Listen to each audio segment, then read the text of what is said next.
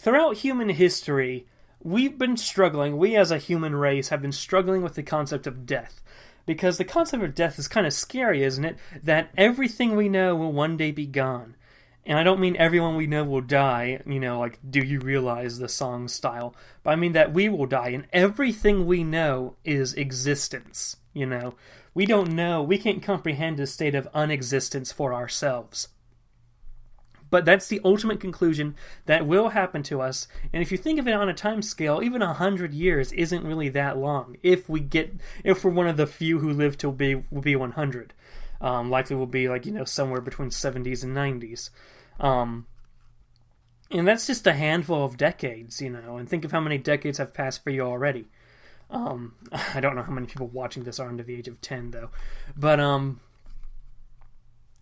it's just impossible. Like, our lifespans are incredibly short, at least the way I see it. And what was the topic again? Oh, yeah, okay.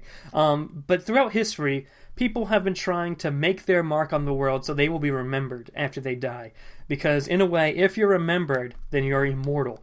Your thoughts, your ideas, you as a person will be heard of for generations upon generations. Think of Julius Caesar. Think of how long ago Julius Caesar died. Yet his influence is seen in every Roman successor state, all throughout the city of Rome itself.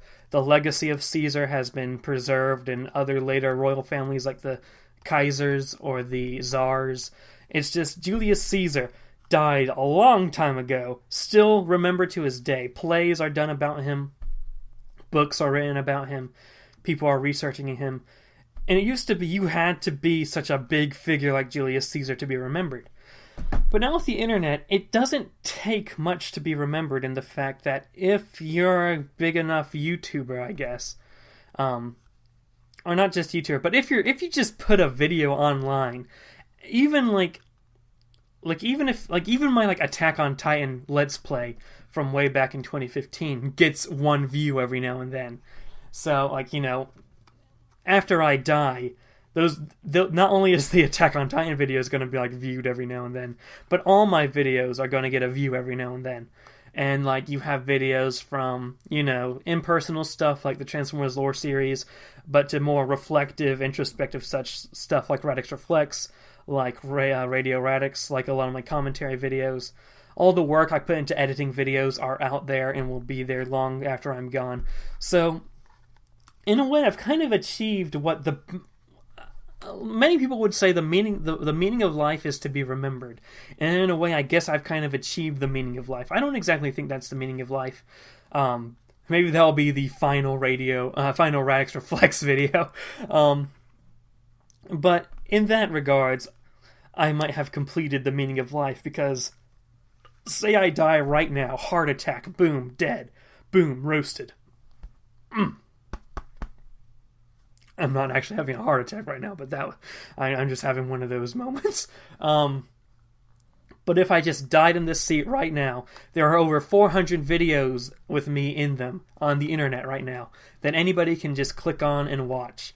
So, as I'm dying and at my funeral, I'm getting about a few views. My voice is echoing in headphones and on speakers, as my body's in a casket. As my body's in a grave, people are still going to be looking at me, the footage of me, doing the whip and nay-nay. A year after I'm dead, people are going to still be clicking subscribe in the like button because they heard me say an idea that they like and decide, hey, we'll join up with this and not be aware that I'm dead. 2 years, 3 years, 5 years, 100 years after I'm dead, one person might find, oh, here's an old YouTube channel back when YouTube was really big. Let's click that. Oh, look at this dude introducing himself in a freaking mask, speaking Japanese before rambling about being an advice god. Okay, that's interesting.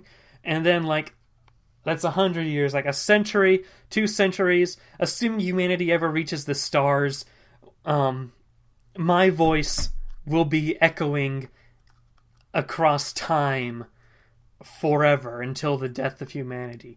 And not even just till the death of humanity, till the death of the internet.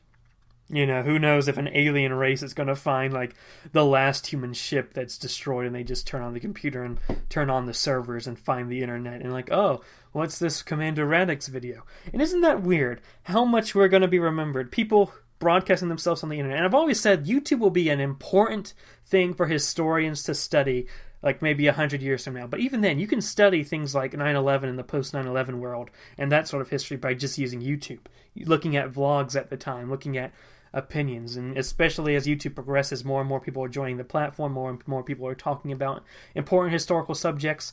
YouTube is going to be a gold mine for historians in the future. So everything we say on the internet, you have the old saying that everything we say on the internet stays there forever, and that really is true to some extent, because after you die, everything's out there. Think about Total Biscuit, who died relatively recently. All his videos are still up to my awareness. I never watched Total Biscuit.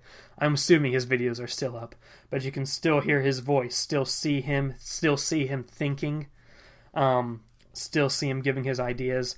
The editor for Game Theory that died recently, you can see his work is still up there with his editing for Game Theory videos.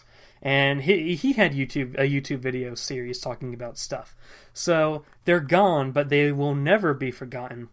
They might become irrelevant, because, you can't exactly make regular content after you die. But they won't be completely forgotten ever. Someone is going to find someone's going to find your old records. Think about if you have children, and they have children, and they have children. Like your great-great-great-great-great-great-great-grandchild could be watching your videos right now.